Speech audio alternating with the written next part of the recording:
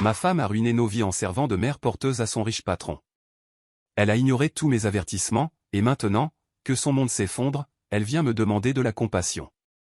Mais je ne sauve pas celles qui m'ont trahi. Si vous pensez avoir déjà vu des drames familiaux, attendez de découvrir que votre femme a décidé de louer son propre utérus et de me traiter ensuite de méchant. Mon nom est Ian Ramirez, jusqu'à ce moment-là, je croyais avoir tout sous contrôle. Bien sûr, le crédit hypothécaire m'étouffait. Mes enfants semblaient une usine à demande constante. Tous les mois, ils voulaient de nouvelles chaussures de sport qui coûtaient plus cher que ma première voiture, et mon travail dans un cabinet comptable était loin d'être inspirant. Mais n'est-ce pas la vie de la classe moyenne? Nous nageons tous simplement pour ne pas couler avant la retraite. Ce soir-là, j'étais affalé sur notre vieux canapé en cuir, celui que nous avions acheté d'occasion il y a 3 ans parce que nous ne pouvions pas nous offrir le salon que Vanessa convoitait chez Pottery Barn. Je zappais sur Netflix sans rien regarder, comme si c'était un second métier, chercher quelque chose à regarder sans jamais se décider. Les enfants, après 3 heures de bataille pour leur faire comprendre qu'une glace ne comptait pas comme un dîner, s'étaient enfin endormis. Pour la première fois depuis des semaines, la maison était si silencieuse que j'entendais mes propres pensées. Puis Vanessa est entrée dans le salon avec ce sourire étrange qu'elle arbore toujours avant de lâcher une bombe. C'est le genre de sourire qui signifie, s'il te plaît, ne te fâche pas, mais je suis sur le point de ruiner ta journée. Elle s'est assise à côté de moi, et c'était déjà un signe. D'habitude, elle s'asseyait à l'autre bout, collée à son téléphone, à liker les posts de ses anciennes camarades d'école qui prétendent avoir une vie parfaite. Et il faut qu'on parle, a-t-elle dit en s'installant sur le canapé. Personne ne commence une conversation par « il faut qu'on parle » ou pour annoncer une bonne nouvelle. Je savais donc que quelque chose de grave arrivait. J'ai coupé le son de la télé, une série policière où ils résolvent des meurtres en 42 minutes encore plus irréaliste que mes chances d'acheter un bateau un jour. Et je l'ai regardé. « Et qu'est-ce qu'il y a, chérie ?» ai-je demandé, parce qu'après 8 ans de mariage, je n'avais toujours pas appris à faire semblant de dormir quand je sentais un problème arriver. Et là, elle l'a lâché, sans détour, sans préambule, sans ce fameux « nous avons quelque chose d'important à discuter ». Je vais être mère porteuse pour mon patron, Monsieur Calbel. Je jure que le temps s'est arrêté. C'était comme dans ces scènes de film où tout devient silencieux et la caméra se focalise sur le protagoniste. Sauf qu'au lieu d'une musique dramatique, la seule chose que j'entendais était le chien du voisin qui aboyait pour rien, me rappelant que la vie est un pur chaos. Au début, j'ai ri. Pas parce que c'était drôle, mais parce que mon cerveau ne savait pas quelle autre réaction avoir. « Très drôle, Vanessa », ai-je dit en attrapant la télécommande. « On regarde quoi ?» Mais elle n'a pas ri. Elle avait cette expression sérieuse qu'elle n'utilise que pendant les réunions avec les professeurs ou quand on parle de nos dettes. Alors j'ai compris. Ce n'était pas une blague. Ma femme, la mère de mes 3 enfants, était sérieuse, elle voulait porter dans son ventre l'enfant de son patron. « Vanessa, dis-moi que tu plaisantes. » Je l'ai demandé calmement, comme quand je parle à l'un des enfants après qu'il a fait quelque chose d'extrêmement stupide. Elle a secoué la tête. J'ai senti un froid dans l'estomac, comme si je dégringolais dans des montagnes russes sans ceinture. Elle a continué à parler avec un calme effrayant. Sa femme à lui, Claire, ne pouvait pas avoir d'enfant. Ils avaient essayé pendant des années. Elle avait fait 3 fausses couches et les médecins lui avaient déconseillé de réessayer. Nathan m'en a parlé la semaine dernière et, depuis, j'y pense, a-t-elle dit. Nathan. C'est comme ça qu'elle l'appelait maintenant? Monsieur Calbel, comme d'habitude, ce n'était plus suffisant. À quel moment avait-elle commencé à l'appeler par son prénom et, pire encore, à avoir des conversations privées sur sa vie reproductive? Je n'ai pas répondu avec fermeté. Je n'ai pas crié, mais ma haine était palpable. Ce n'est pas une simple aide. Ce n'est pas comme garder leur chien pendant qu'ils voyagent. Cela peut nous détruire. Elle a levé les yeux au ciel, comme si j'exagérais. Lien, je n'ai pas une liaison. C'est une procédure médicale. Je les aide à fonder une famille. Non, tu te rapproches de ton patron, ai-je répliqué, d'un ton plus dur que je ne le voulais. Depuis que je la connais, Vanessa a toujours eu ce besoin exagéré de plaire aux autres, surtout aux figures d'autorité. À l'école, c'était l'élève qui restait après les cours pour nettoyer le tableau, celle qui organisait des groupes d'études pour des professeurs qui ne se souvenaient même pas de son nom. Et maintenant, à 32 ans, elle avait décidé de se proposer comme gestatrice pour son patron, persuadée que cela la rendrait indispensable au travail. Ce n'est pas ça, a-t-elle dit, avec ce ton tendu qu'elle utilise quand elle sait que j'ai raison. Alors explique-moi, qu'est-ce que c'est?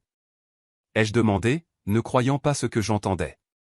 Elle a insisté, Nathan et Claire sont des gens bien, ils méritent d'avoir une famille. Et notre famille? Ai-je demandé, en montrant du doigt le salon rempli de jouets, de meubles dépareillés, de dessins d'enfants sur les murs. Et nous? Nos enfants? Vanessa m'a regardé comme si j'avais dit une folie. Ça n'a rien à voir avec nous, a-t-elle répondu. C'est mon corps, Ian. Ma décision. Je n'ai pas besoin de ta permission. C'est là que j'ai su. Ce fut le point de rupture, l'instant précis où j'ai compris que nous n'étions plus une équipe, mais deux étrangers partageant un toit et des factures. Ma poitrine s'est serrée, comme si un élastique enlaçait mes côtes. Vanessa, ai-je dit en contrôlant ma voix, si tu fais ça, notre mariage ne survivra pas. Elle m'a fixé quelques secondes et, un instant, j'ai cru qu'elle avait compris, qu'elle réalisait l'absurdité de se proposer pour porter l'enfant d'un autre homme. Mais son expression a changé. Elle a souri froidement, comme si elle avait déjà pris sa décision et faisait seulement semblant de m'écouter par politesse. Alors peut-être, a-t-elle dit en se levant et en ajustant son legging, que tu devrais reconsidérer ce que signifie être un mari. Et elle est partie. Comme ça, sans plus, je suis resté assis devant la télé éteinte, avec la certitude écrasante que notre mariage était fini, même si aucun de nous ne voulait encore l'admettre. Cette nuit-là, j'ai compris une chose, parfois, la personne que vous aimez le plus peut se transformer en un parfait inconnu sans même quitter la pièce. On pourrait penser qu'après avoir lâché une bombe atomique sur notre relation, Vanessa réfléchirait aux conséquences. Mais non.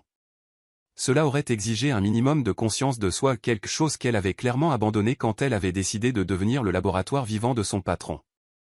Les jours suivants se sont répétés comme une version déformée du jour sans fin. Chaque matin, je me réveillais avec l'espoir que tout cela avait été un cauchemar causé par un excès de pizza froide.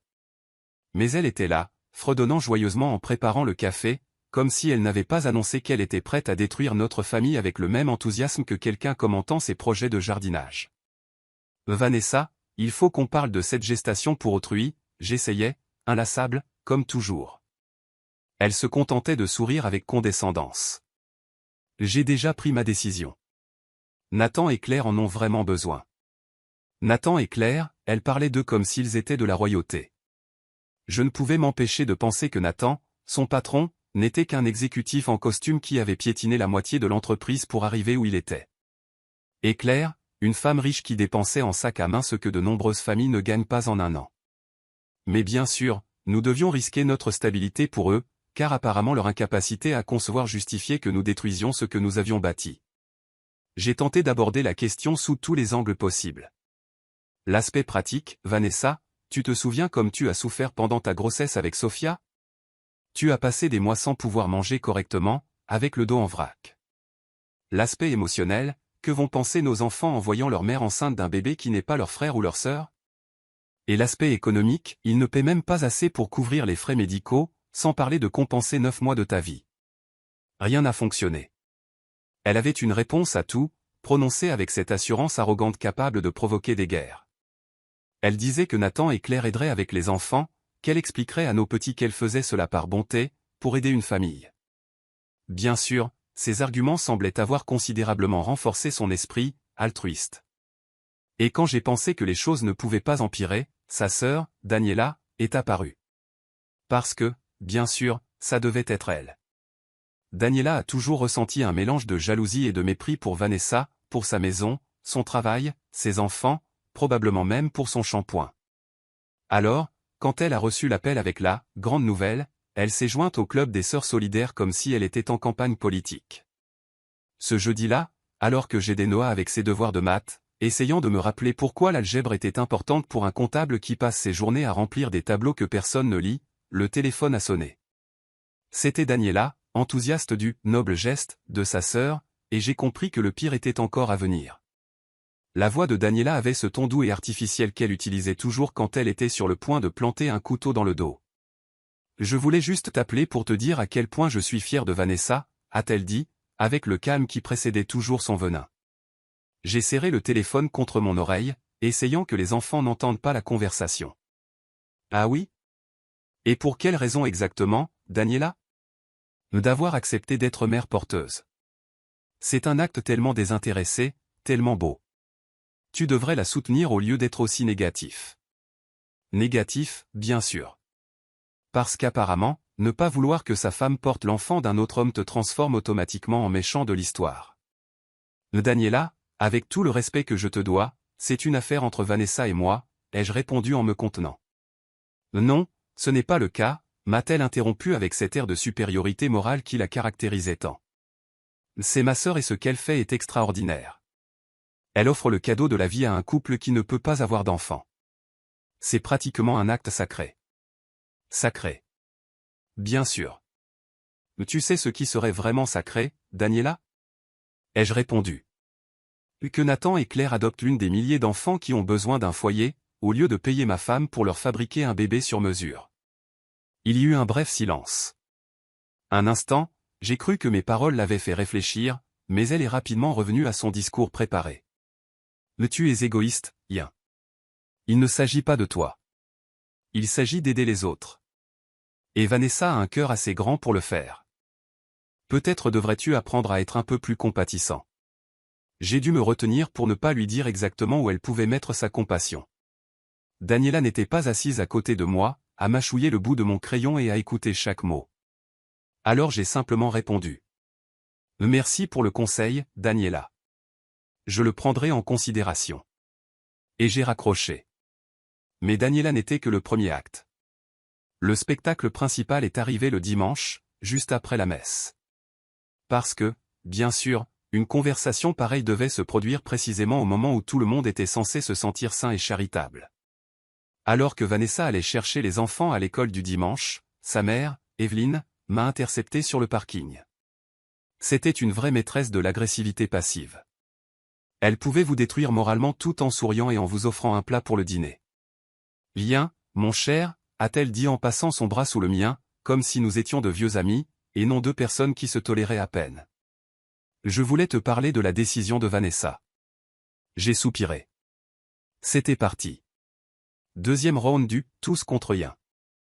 Je ne crois pas que ce soit l'endroit approprié, Evelyne. Ah, quelle bêtise, a-t-elle répondu en tapotant mon bras. Il n'y a jamais de mauvais moment pour parler de faire l'œuvre de Dieu. Elle avait ce sourire parfait de celle qui s'apprête à vous donner une leçon déguisée en bonté. Ce que Vanessa fait est vraiment noble, a-t-elle poursuivi. Elle apporte la vie au monde pour des personnes qui ne peuvent y arriver seules. Tu devrais être fier d'elle, pas essayer de l'en empêcher. Noble. Un autre mot qui semblait être devenu à la mode dans cette famille. Evelyne, je comprends que tu penses, ai-je essayé de dire. Je ne pense pas, mon cher. Je sais, m'a-t-elle interrompu. J'ai élevé 3 enfants et je sais ce que signifie le sacrifice. Vanessa fait un sacrifice magnifique, et en tant que mari, tu devrais la soutenir, au lieu de la faire se sentir coupable de faire ce qui est juste. Juste. Ce qui aurait été juste, c'est qu'elle me parle avant d'accepter une chose pareille. Ce qui aurait été juste, c'est de penser à comment cela affecterait nos enfants, notre mariage, toute notre vie. Mais apparemment, j'étais le seul à m'en soucier. Est-ce que quelqu'un a seulement considéré, ai-je dit à voix basse en essayant de rester calme, que Vanessa aurait peut-être dû en parler à son mari avant d'accepter de porter l'enfant d'un autre homme. Le sourire d'Evelyne n'a pas changé, mais sa main a serré mon bras avec force. Le mariage, c'est soutenir les rêves de l'autre, pas les bloquer par égoïsme. Égoïsme. Bien sûr. Parce que ne pas vouloir que sa famille devienne un spectacle, c'était de l'égoïsme. Parce que penser que sa femme devrait prioriser son propre foyer avant les désirs de son patron, c'était de l'égoïsme. Cette nuit-là, après que les enfants se furent endormis et que Vanessa eut pris un de ses interminables bains, je l'ai attendue dans la cuisine. Nous nous sommes assis face à face à la table où nous avions partagé des milliers de repas, aidé les enfants à faire leurs devoirs, planifié des vacances que nous ne pouvions jamais nous payer et rêver d'un futur qui, clairement, n'allait pas arriver.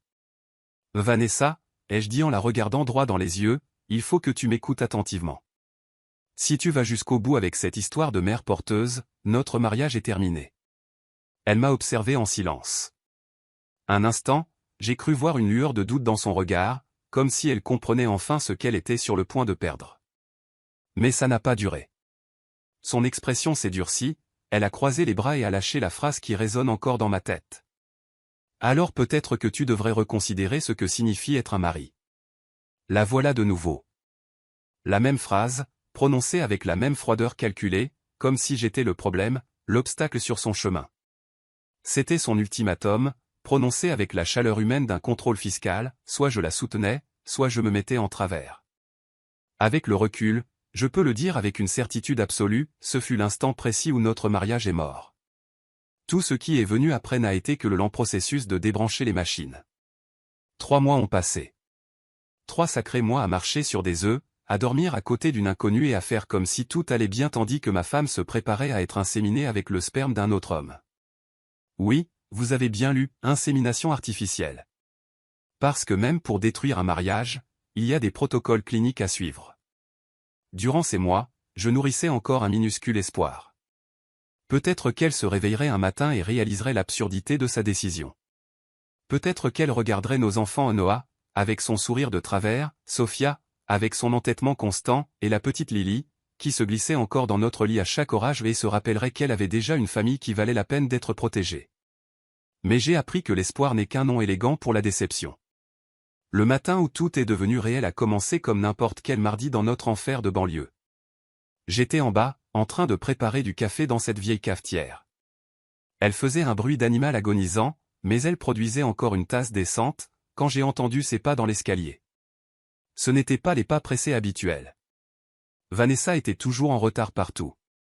Cette fois, ils étaient lents, lourds, délibérés comme si elle marchait vers sa propre exécution, ou vers la mienne. Elle est apparue sur le seuil de la cuisine, vêtue de ce vieux peignoir rose qu'elle gardait depuis l'université, avec une tache de café sur le devant que même l'eau de Javel la plus forte n'aurait pu enlever. Ses cheveux étaient tirés en un chignon désordonné, de ceux qui semblent improvisés mais qui ont certainement pris plus de 20 minutes à réaliser. Dans sa main, elle tenait quelque chose et, à la façon dont elle le serrait, j'ai compris qu'elle apportait un message qui allait tout changer. Lien, a-t-elle dit avec ce mélange étrange de peur et d'enthousiasme que j'avais déjà entendu quand elle avait annoncé les grossesses de Noah et Sophia. Mais cette fois, le son de ces mots m'a fait sentir le sol se dérober sous mes pieds. J'ai reposé ma tasse de café sur la table, celle que Sophia avait peinte en cours d'art plastique avec le message « Le meilleur papa du monde », de travers et plein de couleurs. Et je les regardais. Une partie de moi voulait prendre la fuite, saisir les clés, monter dans ma vieille Honda Civic et conduire jusqu'à ce qu'il n'y ait plus d'essence ou que je tombe sur l'océan. Mais l'autre partie, qui savait déjà que ce moment arriverait, est restée immobile, attendant l'inévitable. Ça a marché, a-t-elle dit en brandissant le test de grossesse comme un trophée. Je suis enceinte. Et voilà le point de non-retour. L'instant où l'absurde devenait réel et l'irréversible prenait forme. Ma femme était enceinte de son patron. Elle se tenait droite, avec un sourire de triomphe, comme si elle venait d'accomplir quelque chose d'admirable. Moi, de mon côté, je ne pensais qu'à une chose, c'était le début de la fin. Je n'ai pas crié, je n'ai rien jeté, je ne l'ai pas insulté et je n'ai pas demandé d'explication. Je l'ai simplement regardé avec un calme qui m'a surpris moi-même et j'ai répondu ce qui faisait sens. D'accord. 2 mots qui ont scellé la fin de notre mariage. Elle a cligné des yeux, attendant autre chose, une attaque, des excuses, une scène qui lui donnerait des raisons de se justifier.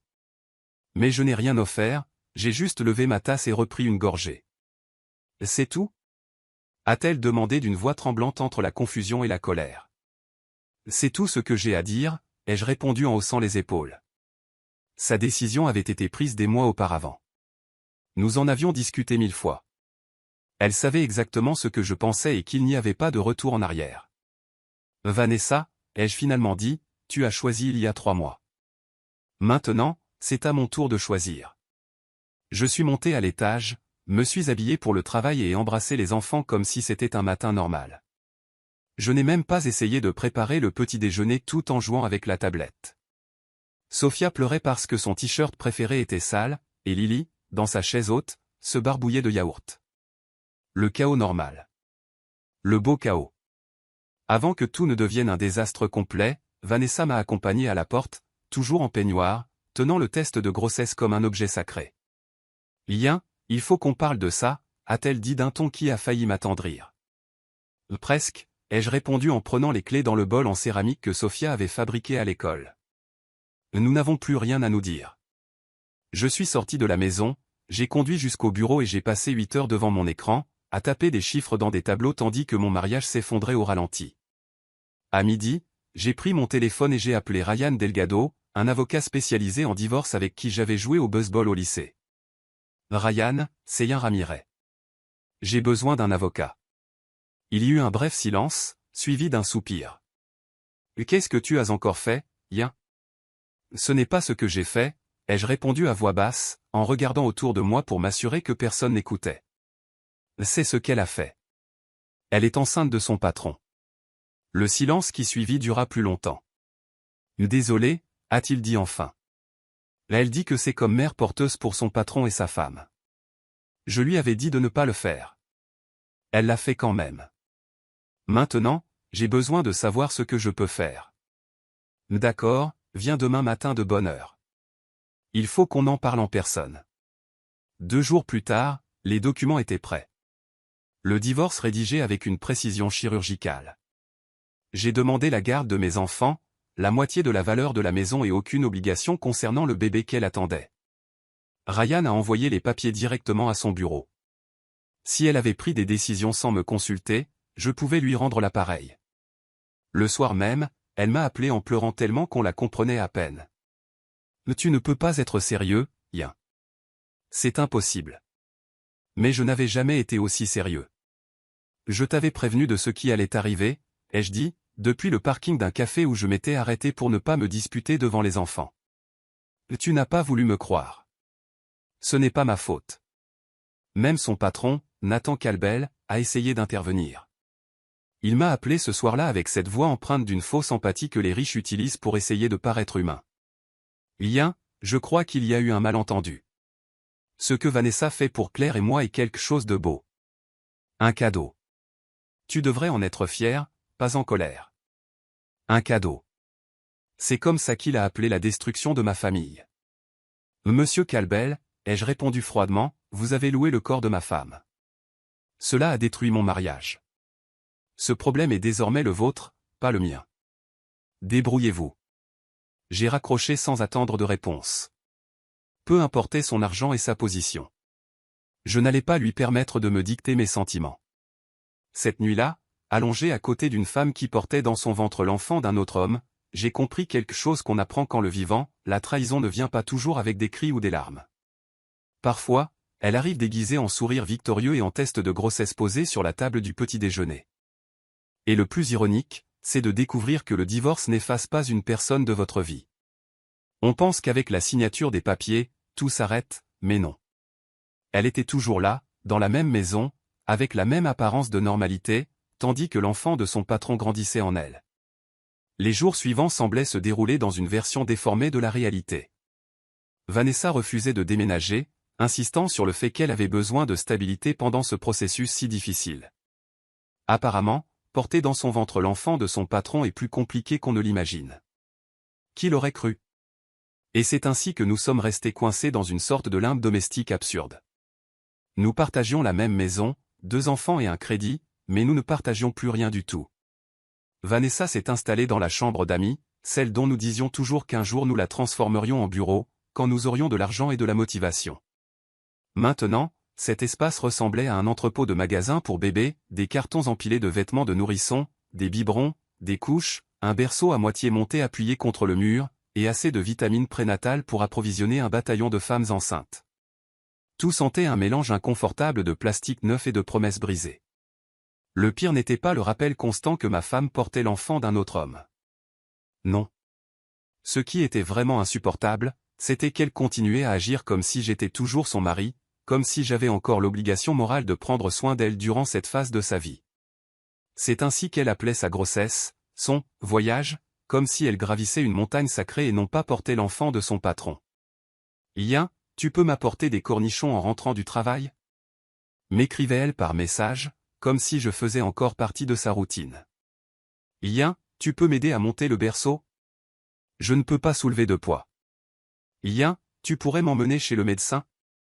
Nathan et Claire sont en Europe ces 2 semaines. » Chaque fois que je lisais un de ces messages, je sentais un mélange de colère et de perplexité. Est-ce qu'elle croyait vraiment que tout cela était une sorte de pause temporaire dans notre mariage, que ma demande de divorce n'était qu'une tactique émotionnelle pour attirer l'attention? Ma réponse est devenue presque automatique, un réflexe, 6 mots courts, ferme et froid.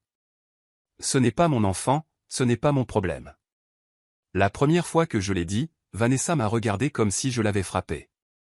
À la 10e fois, elle se contentait de froncer les sourcils, fatiguée par ce qu'elle appelait mon manque d'empathie.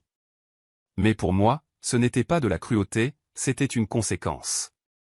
Pendant que j'essayais de rester émotionnellement détaché, elle affrontait les réalités physiques de la grossesse, des nausées qui duraient toute la journée, des envies ridicules qui la faisaient sortir en pleine nuit à la recherche de glace au cornichon, et une fatigue qui la faisait s'endormir assise devant la télévision. Et quand le romantisme d'être mère porteuse a commencé à s'effriter, vers qui s'est-elle tournée pour trouver du soutien? Pas vers Nathan et Claire, qui profitaient de leur vie de luxe, ni vers sa sœur Daniela, spécialiste pour donner des conseils à distance, absente quand les choses devenaient difficiles, ni vers sa mère Evelyne, qui semblait soudain développer une surdité sélective dès que Vanessa l'appelait pour demander de l'aide. Elle venait vers moi, le même homme à qui elle avait tourné le dos quand je lui avais demandé de ne pas détruire notre mariage pour un acte d'altruisme mal compris. C'était toujours la même chose, d'abord, elle faisait semblant de pouvoir tout gérer seule, convaincue qu'elle était forte et n'avait besoin de personne, mais inévitablement, la réalité la rattrapait. À 3 heures du matin, quand le bébé semblait pratiquer des arts martiaux dans son ventre, elle apparaissait à ma porte. « Rien, chuchotait-elle, tu es réveillé ?» Je restais immobile, les yeux au plafond. Je pouvais entendre sa respiration de l'autre côté et, en moi, une guerre faisait rage. Une partie se rappelait les années partagées, les nuits où je lui tenais les cheveux quand elle était malade, ou celles où nous nous relayions pour nous occuper de Noah pendant une otite. Mais l'autre partie, celle qui était encore blessée par sa décision égoïste, me maintenait en place. « S'il te plaît, Yin, insistait-elle certaines nuits, le bébé n'arrête pas de bouger et ça fait mal. J'ai peur que quelque chose ne va pas. » C'est à ce moment que je prononçais, avec la voix la plus froide que je pouvais rassembler, ma phrase habituelle. « Ce n'est pas mon enfant, ce n'est pas mon problème. » Le silence qui suivait était lourd, presque étouffant. Parfois, elle restait quelques minutes, espérant que je change d'avis. D'autres fois, elle s'en allait en pleurant sans bruit. Et même en sachant que cette scène aurait dû me briser le cœur, tout ce que je ressentais était de la colère. Elle avait pris la décision et elle en payait maintenant les conséquences. Même les voisins ont commencé à remarquer que quelque chose n'allait pas. Un matin, alors que je sortais les poubelles, Monsieur Pierre, un retraité méticuleux qui consacrait sa vie à arroser sa propre pelouse et à observer celle des autres, m'a arrêté. « Rien, a-t-il dit en regardant vers la fenêtre de la cuisine, tout va bien par ici ?» Vanessa semble épuisée. J'ai suivi son regard. Elle essayait d'attraper un pot sur l'étagère, son ventre rond rendant chaque mouvement difficile. Elle semblait frustrée, vulnérable. 6 mois plus tôt, j'aurais couru l'aider. Maintenant, j'ai simplement haussé les épaules. Elle a choisi son chemin. J'ai répondu, qu'elle se débrouille. Monsieur Pierre m'a regardé comme si je venais d'avouer un crime. Mais elle est enceinte, mon garçon. Peu importe ce qui s'est passé entre vous, elle a besoin d'aide. Alors que son patron l'aide, ai-je répondu en poussant avec force le sac poubelle dans la benne. C'est son enfant, pas le mien. Le vieil homme a secoué la tête, interloqué. Je ne sais pas ce qui s'est passé entre vous, mais ce n'est pas bien. Un homme n'abandonne pas sa femme quand elle porte un enfant. Je suis resté silencieux, sans envie d'expliquer que cet enfant n'était pas le mien et ne le serait jamais, car même si nous partagions encore le même toit, nous vivions déjà dans des mondes complètement différents. Une épouse ne tombe pas enceinte d'un autre homme. C'est ce que je lui ai répondu, fatigué que tout le monde agisse comme si j'étais le méchant de l'histoire. Je n'avais rien fait d'autre que dire la vérité. Nathan Calbel voulait un bébé. Eh bien, maintenant il en avait un. C'était à lui de gérer tout ce que cela impliquait. Le problème, c'est que Nathan et Claire se sont révélés complètement inutiles quand la réalité de la grossesse a frappé à la porte. Ils étaient excellents pour apparaître dans les moments agréables, les échographies, les rendez-vous médicaux pour discuter des tests génétiques ou des dates d'accouchement, ces conversations creuses sur les fonds universitaires ou les couleurs de la chambre du bébé. Ils arrivaient avec des cadeaux coûteux, des sourires faux et des promesses de soutien qu'ils ne tenaient jamais. Mais quand Vanessa avait besoin de quelqu'un pour lui tenir les cheveux pendant qu'elle vomissait, ou pour l'aider à se relever du canapé parce que son centre de gravité semblait être sur une autre planète, Nathan et Claire n'étaient pas là. Ils avaient des vies bien remplies, lui avec ses réunions de direction et ses parties de golf, elle avec ses galas caritatifs et ses séances de spa. Tout ce qui était désagréable, physique et réel, retombait sur les épaules de celui qui aurait dû être le mari sauf que je ne l'étais plus. Nous partagions la maison, oui, mais c'était tout. Les avocats s'occupaient de diviser 8 ans de mariage en catégories légales comme s'il s'agissait de pièces d'inventaire. J'étais simplement le colocataire qui savait quelle marque de vitamine prénatale ne la rendait pas nauséeuse, ou où elle cachait la bonne glace, mais qui n'avait aucun intérêt à lui faciliter la vie. Car il y a une chose que presque personne n'admet, l'amour ne suffit pas toujours.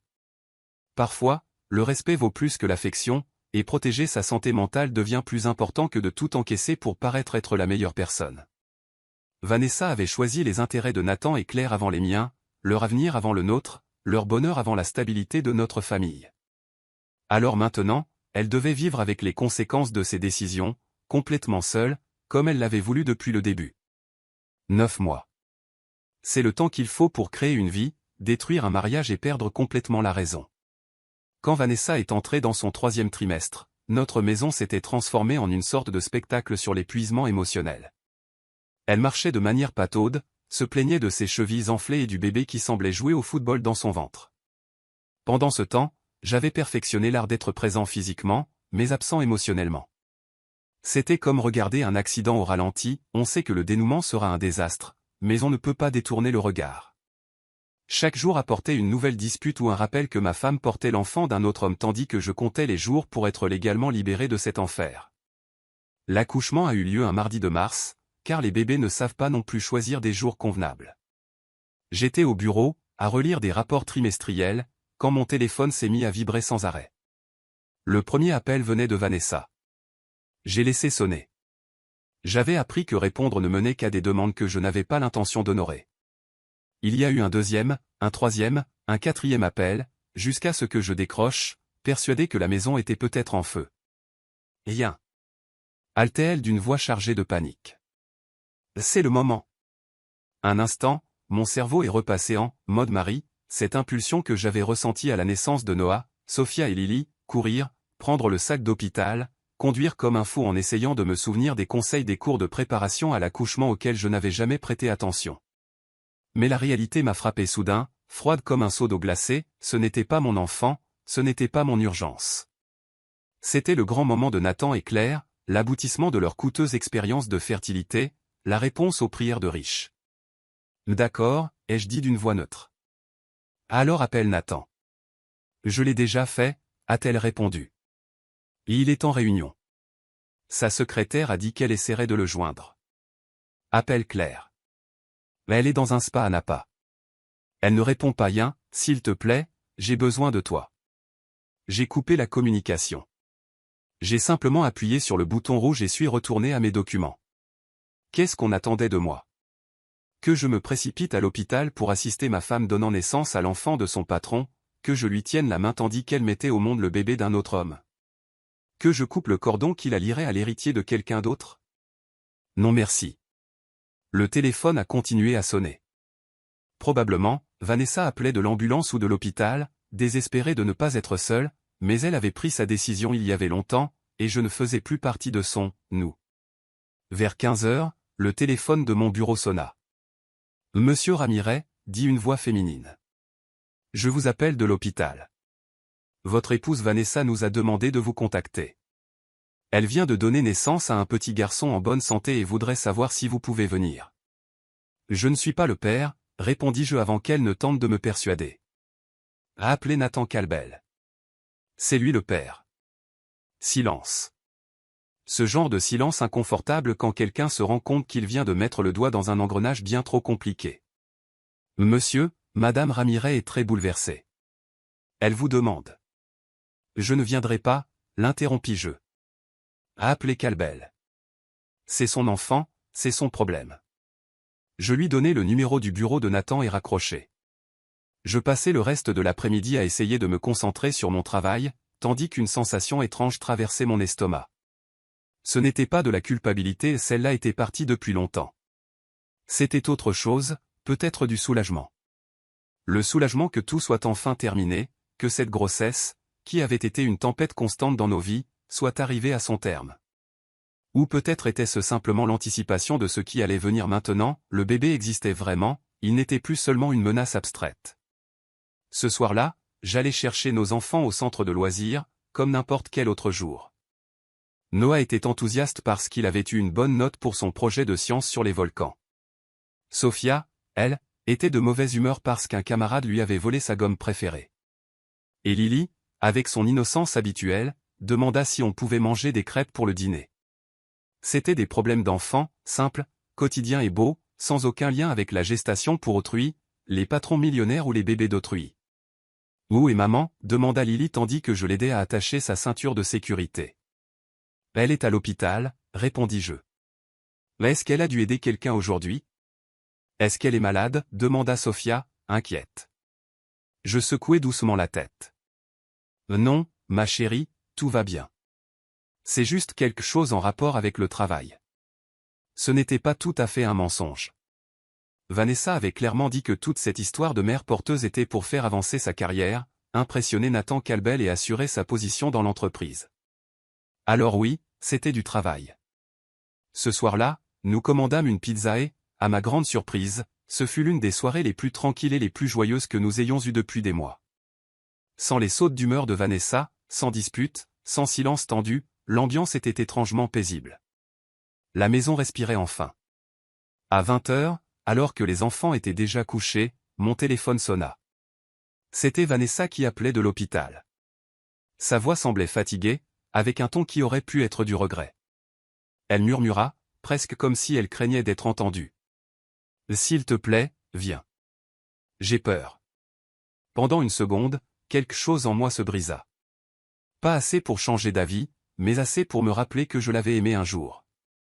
Je l'avais assez aimée pour l'épouser, avoir 3 enfants et rêver de vieillir ensemble, en voyant nos petits-enfants jouer dans le jardin. Mais parfois, l'amour cesse d'être suffisant. « Appelle Nathan » dis-je, d'un ton plus doux qu'à l'ordinaire, mais ferme. C'est lui le père, pas moi. Nathan est occupé. Le bébé est magnifique, Ian.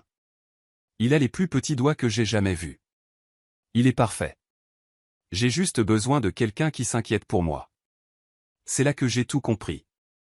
La vraie tragédie de sa décision n'était pas la trahison, mais la solitude qui a suivi. Elle a passé 9 mois à être la gestatrice d'une famille qui ne la voyait que comme un moyen pour atteindre leur propre fin heureuse. Et maintenant, tandis que Nathan et Claire célébraient leur miracle probablement dans un restaurant chic, elle était alitée dans un lit d'hôpital, seule, effrayée et vidée. Je ne pouvais plus être son sauveur. Je l'avais prévenue. Je lui avais dit exactement ce qui se passerait, mais elle avait choisi de ne pas me croire. « Vanessa » murmurai-je en regardant par la fenêtre vers le jardin, où la balançoire des enfants était vide. « Tu as pris cette décision. Maintenant, vis avec. » Je raccrochai. Je ne serai plus son plan B.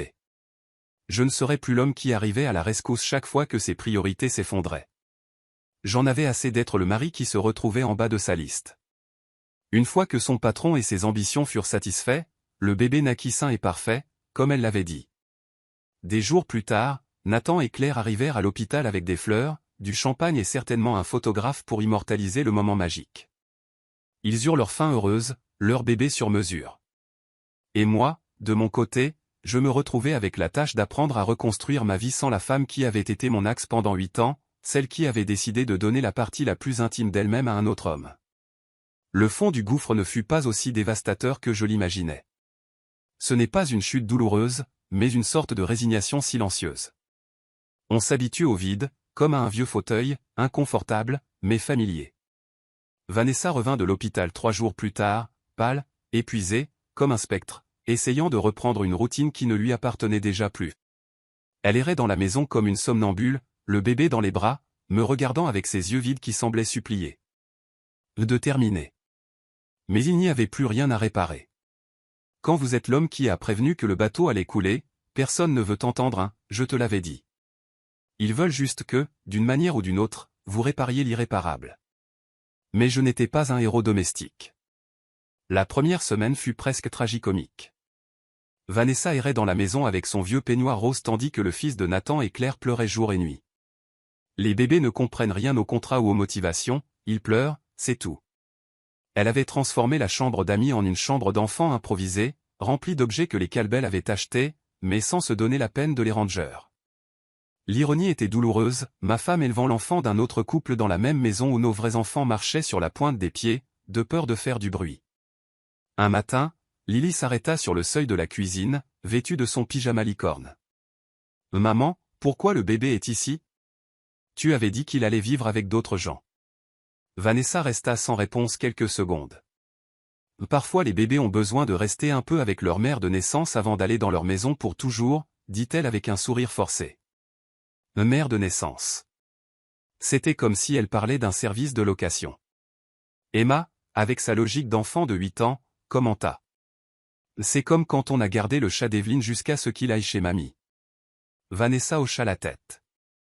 C'était probablement la chose la plus honnête qu'elle avait dite depuis des mois, car oui, c'était exactement pareil, une responsabilité temporaire, quelque chose qui n'était pas à nous, mais dont tout le monde s'attendait à ce que je m'occupe aussi. Peu à peu, les signes de cette situation commencèrent à envahir notre routine, biberon dans l'évier, boîte de lait infantile sur le comptoir, couches empilées dans la poubelle et la machine à laver tournant sans arrêt, imprégnant la maison de cette odeur reconnaissable entre toutes, mélange de talc et d'épuisement.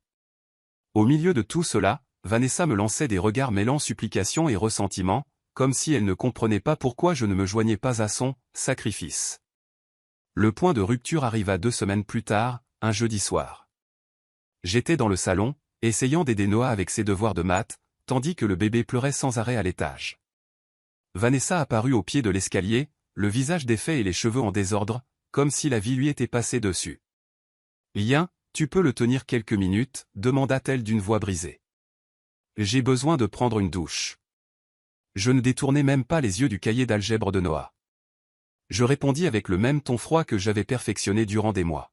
« Ce n'est pas mon enfant, ce n'est pas mon problème. » C'était la phrase qui était devenue mon bouclier, ma manière de rester entier dans cet enfer domestique. Mais cette fois, l'entendre tandis que le bébé pleurait et qu'elle tremblait de fatigue me fit ressentir quelque chose de différent, une pointe dans la poitrine, que je ne savais pas si c'était de la culpabilité ou simplement de l'épuisement. Vanessa descendit les escaliers lentement, toujours avec le bébé dans les bras. Ses mains tremblaient, pas seulement de fatigue, mais de la colère accumulée durant des semaines. « Tu sais quoi ?» dit-elle en élevant la voix mot après mot. « J'en ai assez de ton attitude. Tu me dois au moins ça. » C'est alors que je levai les yeux. Noah nous observait, les yeux écarquillés, confus, comme s'il s'attendait à ce que nous commencions à nous lancer des meubles d'un moment à l'autre. Les pleurs du bébé continuaient de remplir la maison comme la bande-son du désastre. « Je te dois ?»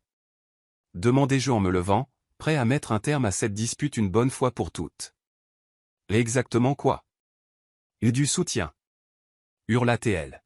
« Je suis ta femme. C'est ta maison. Tu ne peux pas faire comme si je n'existais pas. » Je respirai profondément et me tournai vers Noah. « Va dans ta chambre un moment, mon fils.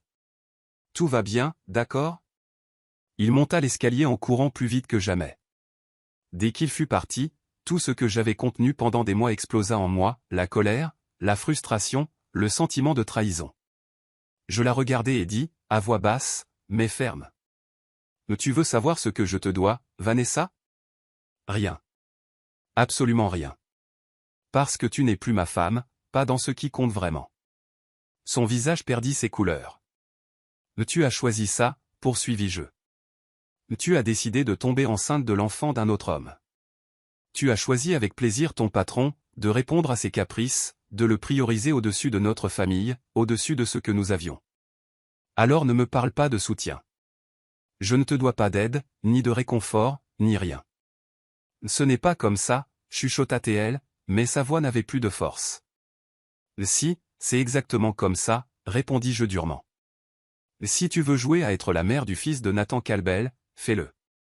Mais ne me demande pas de continuer à jouer les substituts de mari, pendant que le vrai père ne se montre pas. » C'est alors qu'elle perdit le contrôle.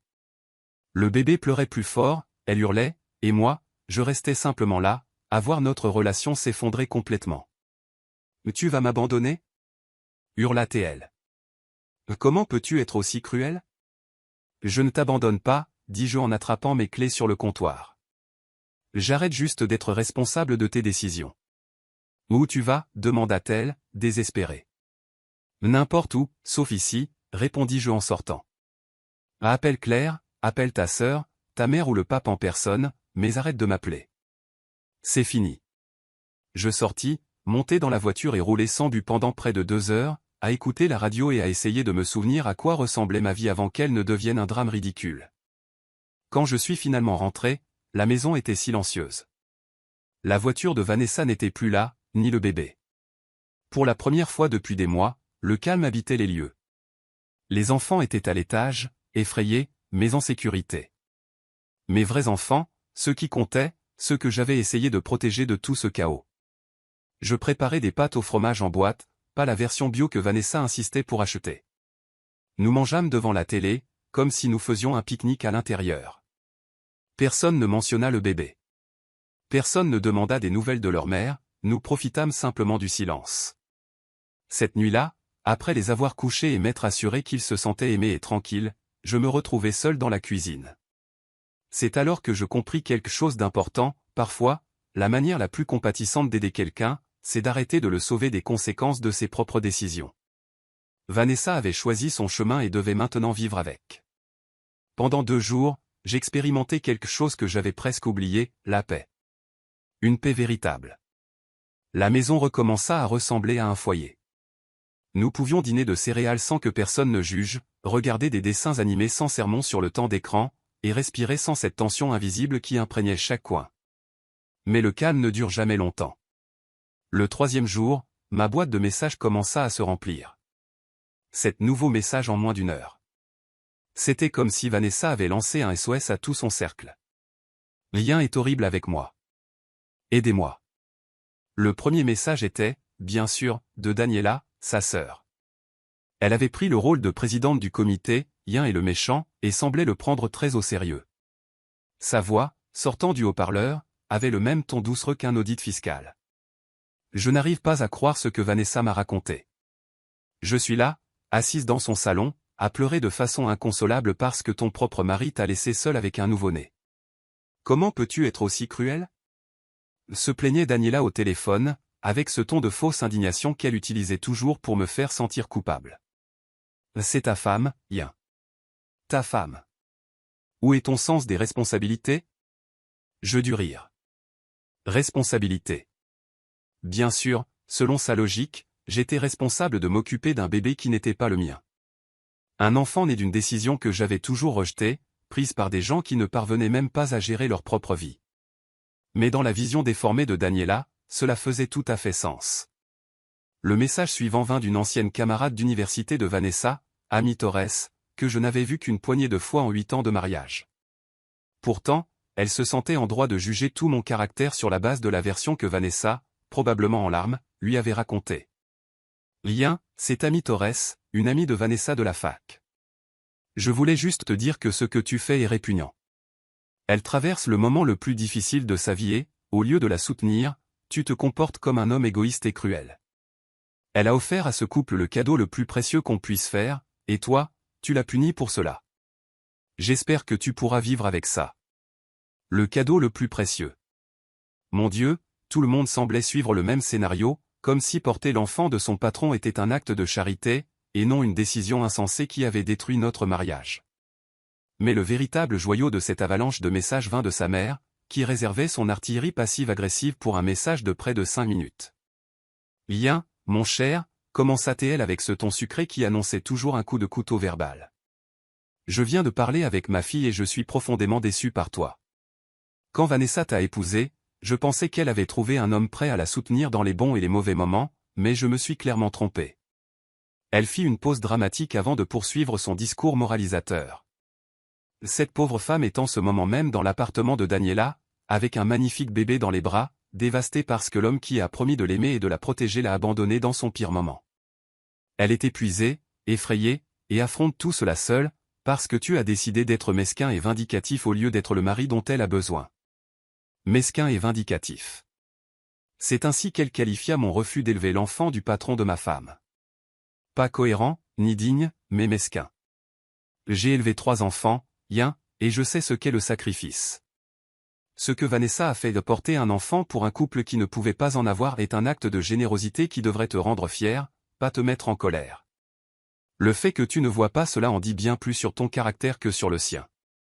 Le message continua encore quelques minutes, abordant tout, de mes prétendues valeurs chrétiennes à mon incapacité à être un exemple pour nos enfants. Si je m'étais laissé emporter par son ton de martyr, j'aurais fini par croire que j'étais une sorte de méchant moderne et que Vanessa était une sainte incomprise. Et, juste quand je pensais que le spectacle était terminé, arriva la cerise sur le gâteau. C'était l'heure du dîner, et j'aidai Lily, notre plus jeune fille, à couper ses nuggets de poulet quand je vis sur l'écran du téléphone le nom de Nathan Calbel. Oui, l'homme lui-même qui avait loué le ventre de ma femme. L'audace de ce type méritait son propre pays. J'ai failli ne pas répondre, mais la curiosité l'a emporté. Je voulais entendre quel genre d'ineptie allait sortir de sa bouche. Lien, dit-il de cette voix faussement aimable que les riches utilisent pour essayer de paraître humble. J'espère que tu ne m'en veux pas d'appeler. J'ai eu ton numéro par Vanessa. Bien sûr qu'il l'a eu. Apparemment, ma future ex-femme avait décidé de distribuer mon numéro personnel comme un prospectus. Qu'est-ce que tu veux, Nathan ? Répondis-je en mettant le téléphone en haut-parleur pour continuer à aider Lily avec son dîner. Si j'allais perdre mon temps, autant que cela serve de divertissement.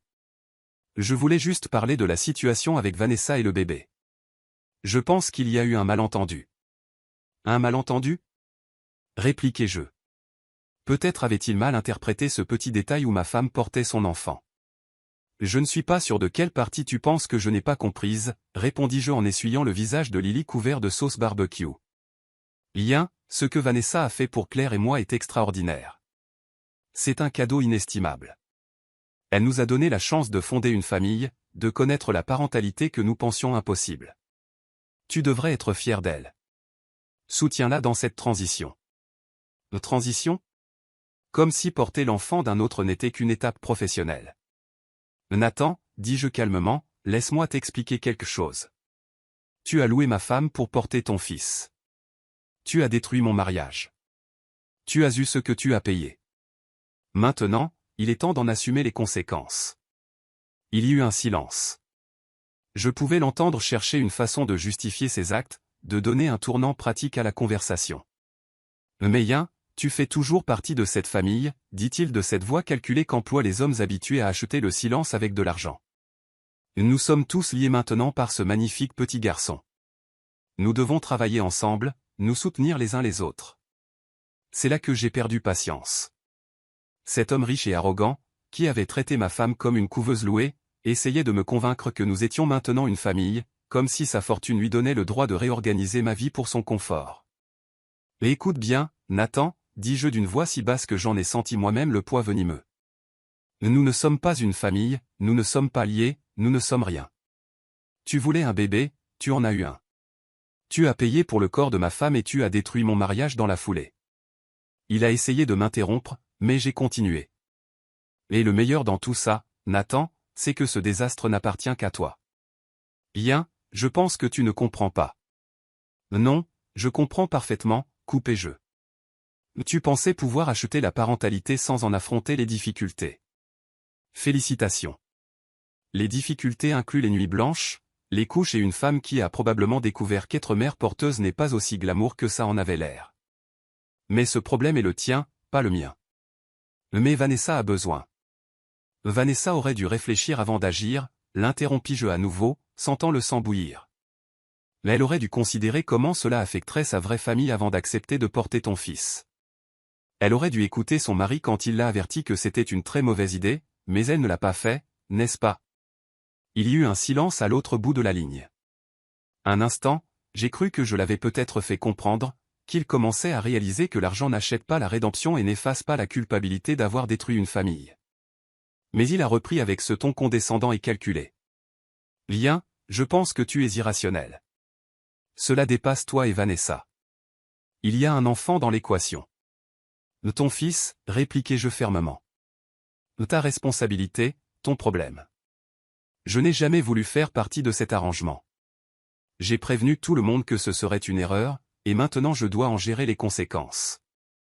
Je n'arrive pas à y croire. Et j'ai raccroché.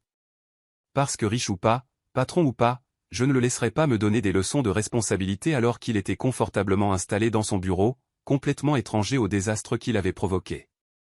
Cette nuit-là, Quand les enfants furent endormis, je suis resté seul dans la cuisine, essayant de digérer le niveau d'audace de tous ces gens. Tous s'étaient tournés vers Vanessa pour la consoler, la traitant en victime, au lieu de la voir comme la femme qui avait pris une série de décisions désastreuses aux conséquences prévisibles. Aucun d'eux ne m'a appelé pour prendre de mes nouvelles. Personne n'a considéré que j'avais le droit d'être furieux que ma femme porte l'enfant d'un autre homme.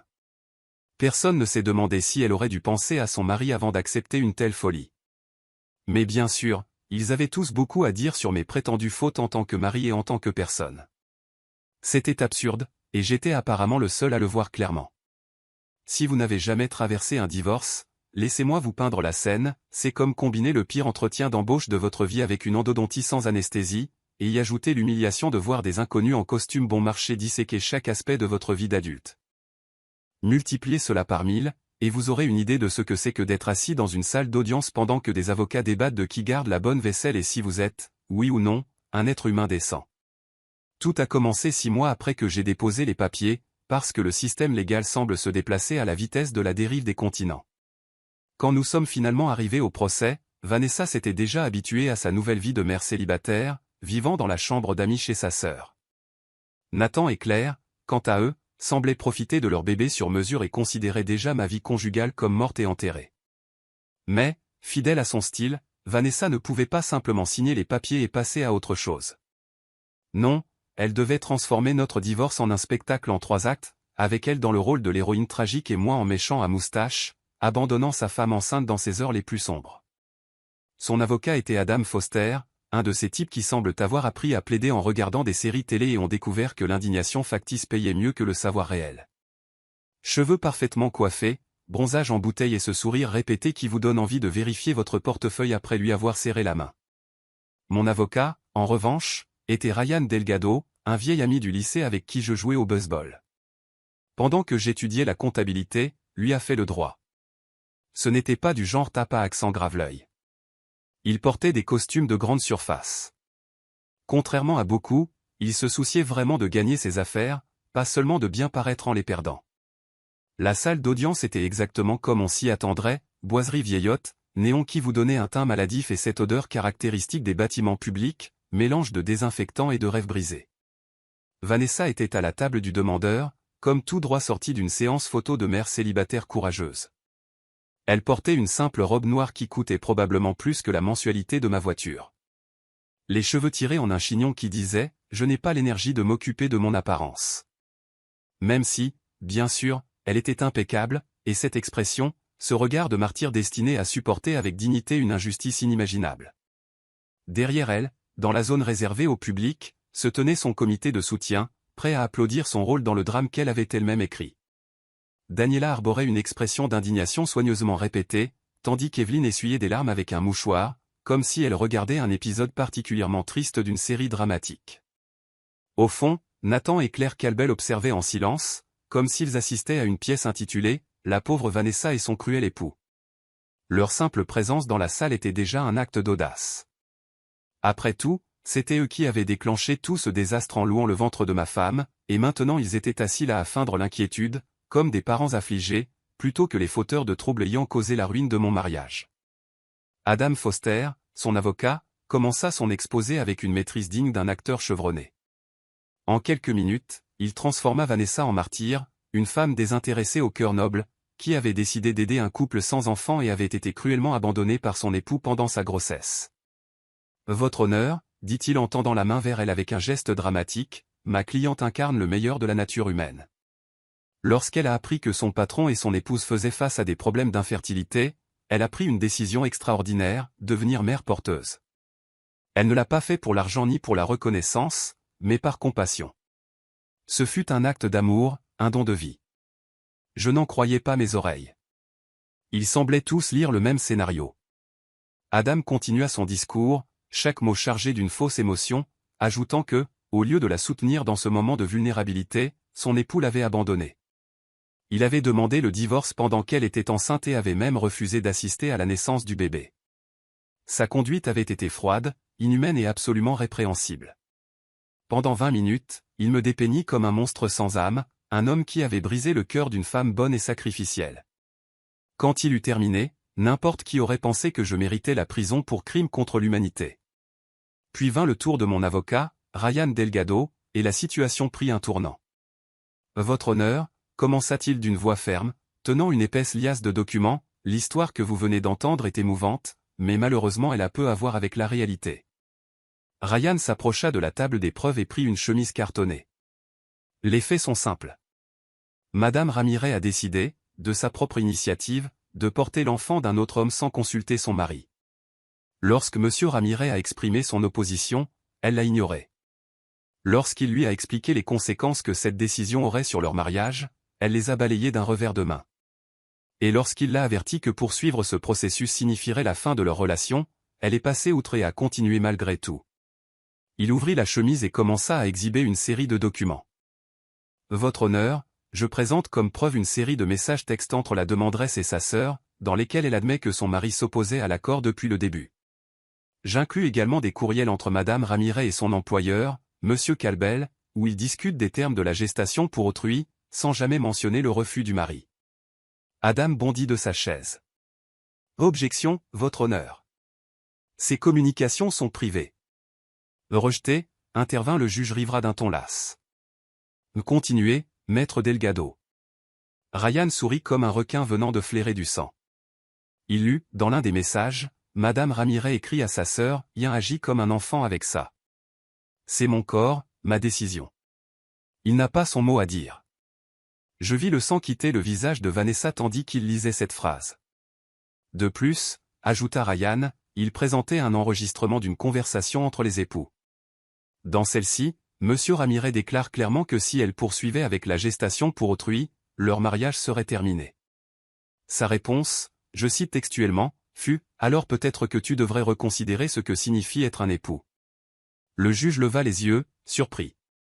Vous dites que votre cliente a été avertie des conséquences de sa décision. Exactement, votre honneur, répondit Ryan avec fermeté. Dès le début, Monsieur Ramirez a clairement exprimé sa position. Elle a décidé de prioriser les besoins de son patron au-dessus de son propre mariage. La rupture n'est pas le fruit d'un abandon, mais d'un choix conscient.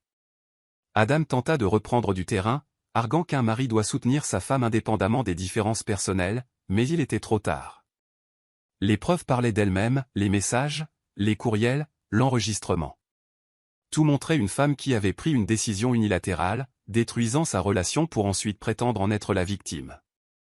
Le plus ironique fut de voir l'inconfort sur les visages de Nathan et Claire Calbel. Ils s'agitèrent sur leur siège, réalisant que leur acte d'amour avait eu un coup dévastateur pour une autre famille. Ils avaient probablement pensé qu'ils ne faisaient qu'embaucher une femme pour les aider à avoir un enfant, sans considérer qu'ils ruinaient un mariage dans la foulée. À la fin de l'audience de la journée, l'ambiance était complètement différente. Vanessa semblait sous le choc. Son équipe juridique n'affichait plus la même assurance et moi, pour la première fois depuis des mois, je ressentis quelque chose ressemblant à de l'espoir qu'enfin, la vérité ait plus de poids que de fausses larmes et des discours répétés. Une partie de moi nourrissait encore un espoir ténu, non de réconciliation, mais de justice, l'espoir qu'au moins une fois, quelqu'un reconnaisse que je n'étais pas le méchant de cette histoire, mais simplement un homme qui avait essayé de sauver son mariage et avait été ignoré. L'espoir qu'une fois tout cela terminé, je pourrais enfin tourner la page et reconstruire ma vie sans porter les conséquences des mauvaises décisions de mon épouse. 2 semaines après ce spectacle judiciaire qui tenait plus du cirque, je me retrouvais assis sur la même chaise de bois inconfortable, bien que l'atmosphère fût très différente. Il n'y avait plus de tension ni de regard de défi, seulement le froid silence des conséquences légales. Le juge Rivera, un homme âgé aux cheveux gris, des lunettes à monture métallique et une expression de celui qui a vu toute forme de folie humaine, parcourait les documents devant lui avec une lassitude résignée. On devinait qu'il aurait préféré être n'importe où ailleurs plutôt qu'à dicter le destin d'une famille brisée. Quand il commença à parler, sa voix avait le poids de celui qui sait que ses mots peuvent changer des vies à jamais. Ce tribunal conclut que la dissolution de ce mariage est le résultat direct de décisions unilatérales prises par la demanderesse, sans considération des objections claires et répétées de son conjoint. Quelque chose se dénoua dans ma poitrine pour la première fois depuis presque 1 an. C'était la reconnaissance que j'attendais tant, je n'étais pas le méchant. Le juge poursuivit. De plus, le tribunal estime que la décision de la demanderesse de prioriser ses engagements professionnels au détriment de ses responsabilités familiales démontre un manque de considération pour la stabilité nécessaire au maintien d'un environnement familial sain. Vanessa demeura immobile sur son siège. Son visage, qui jusqu'alors gardait une apparence de dignité et de tristesse contrôlée, se décomposa. Le masque tomba, révélant une peur pure. Son récit dramatique n'avait plus d'effet. Par conséquent, continua le juge Rivera, ce tribunal accorde la garde physique principale des enfants mineurs Noah Ramirez, Sofia Ramirez et Lily Ramirez aux défendeurs, Ian Ramirez. La demanderesse aura droit à des visites supervisées, aux horaires et lieux déterminés par le médiateur désigné par le tribunal. Visite supervisée. C'était la manière légale de dire « Nous ne vous faisons pas confiance pour rester seul avec vos enfants sans causer davantage de dommages ». Le coup de marteau résonna comme un coup de feu sec. En moins de 10 minutes, une relation qui avait mis des années à se construire, 9 mois de drame et 6 mois de bataille judiciaire était officiellement enterrée. Vanessa éclata en sanglots. Pas ces pleurs élégants de cinéma, mais des pleurs désespérés, incontrôlés, de quelqu'un qui comprend enfin que les actions ont des conséquences et que même les meilleurs avocats ne peuvent pas réparer des décisions insensées. Daniela, sa sœur, se précipita pour la prendre dans ses bras et me lança un regard plein de réprobation, comme si tout était de ma faute. « Je ne veux pas les perdre », murmura Vanessa entre ses sanglots, assez fort pour que tout le monde l'entende. Mais je ne pensais qu'une chose, tu aurais dû y penser avant. Je me levai, ajustai la cravate que j'avais achetée spécialement pour ce jour, et la regardai avec une sérénité que je n'avais pas ressentie depuis longtemps.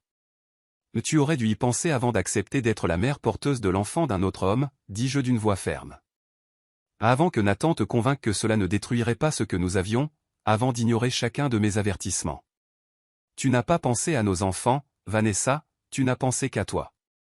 Ses pleurs devinrent encore plus déchirants, mais je ne m'arrêtai pas. Si tu veux vraiment continuer à voir Noah, Sofia et Lily, prouve-le. Sois la mère qu'il mérite. Pas la femme qui a sacrifié la stabilité de sa propre famille pour gagner l'approbation de son patron. Je pris mon dossier, le même que j'avais porté pendant 8 ans au bureau, et me dirigeai vers la sortie. Avant de franchir la porte, je me retournai une dernière fois. Je ne te laisserai pas entraîner les enfants dans ton désastre. Ils ont besoin de paix, pas de drame. Ils méritent un père qui les mette en premier, et c'est ce que je vais faire. En sortant, l'air de septembre était frais et limpide, comme si le monde avait lui aussi décidé de recommencer. Mon avocat marchait à mes côtés sans trop parler, mais avec la satisfaction évidente de celui qui sait que le résultat était juste. « Tu as fait la bonne chose, Ian, dit-il en arrivant aux voitures. Ces enfants ont besoin de stabilité, et Vanessa ne peut pas la leur offrir en ce moment. » J'acquiesçai, mais mon esprit était déjà à la maison, imaginant Noah, Sofia et Lily qui m'attendaient avec la nounou, sans comprendre pourquoi leur père avait dû retourner au tribunal une fois de plus. Pour la première fois depuis presque un an, j'avais une réponse, les choses allaient enfin revenir à la normale. Il n'y aurait plus de chaos, ni de disputes, ni de décisions absurdes qui bouleverseraient leur monde. Juste nous, en train de reconstruire quelque chose de nouveau sur les ruines de ce qui avait un jour été notre famille. Ce n'était pas la fin heureuse que j'avais imaginée en me mariant, mais c'était une nouvelle chance de vivre sans le poids des erreurs des autres. 6 mois plus tard, la vie avait complètement changé. Le silence gênant avait été remplacé par des rires, par des routines qui avaient retrouvé du sens, par des matins sans surprise. Les enfants s'étaient adaptés mieux que je ne l'imaginais. Je m'étais mis à cuisiner. Sofia avait commencé la danse classique, et Lily ne cessait de poser des questions sur tout. Certains soirs, quand la maison s'était tue, je restais à regarder leurs photos sur l'étagère de la salle à manger. 3 sourires sincères qui me rappelaient pourquoi tout cet effort en avait valu la peine. J'avais appris à cuisiner sans brûler le dîner, à faire des tresses dans les cheveux de mes filles et à ne pas regarder en arrière. Vanessa apparaissait encore aux marges de nos vies, essayant de reconstruire quelque chose qui n'existait plus. Elle appelle, elle promet, elle pleure. Mais les promesses arrivent trop tard quand la confiance a été brisée. Les enfants la veulent encore, et je ne les en empêche pas. Ils apprendront avec le temps que l'amour peut aussi faire mal et que, parfois, la chose la plus saine est de garder ses distances. Il y a quelques jours, en déposant Sofia à l'école, je me suis arrêté un instant devant le portail. J'ai vu d'autres parents pressés, des enfants qui couraient, et j'ai pensé que, malgré tout, nous y étions arrivés. Je n'ai pas une histoire parfaite, mais j'ai la paix. Je n'ai pas la famille que j'avais imaginée, mais j'en ai une qui tient debout sur la vérité. Ce soir-là, quand Noah m'a demandé de regarder un film, j'ai accepté sans réfléchir. Tous les trois se sont blottis contre moi sur le canapé, entre rire et coussin. Dehors, il pleuvait, mais à l'intérieur régnait un calme que je n'avais pas ressenti depuis des années. La vie ne te rend pas toujours ce que tu as perdu, mais elle t'offre parfois quelque chose de plus précieux, la clarté. Et tandis que je voyais mes enfants s'endormir un à un, je sus avec certitude que nous n'étions plus les décombres de quelque chose qui s'était brisé. Nous étions le début de quelque chose que, cette fois, nous allions vraiment construire. Commentaire Monsieur Reddit. Eh bien, que dire? Parfois, l'amour, c'est laisser votre partenaire réaliser son rêve de devenir une couveuse de luxe pour son patron. Et si vous n'êtes pas d'accord, vous êtes automatiquement un monstre égoïste qui ne comprend rien à la générosité.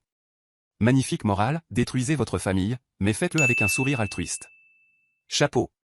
Hashtag leçon de vie, hashtag gestation pour autrui, hashtag divorce gagnant.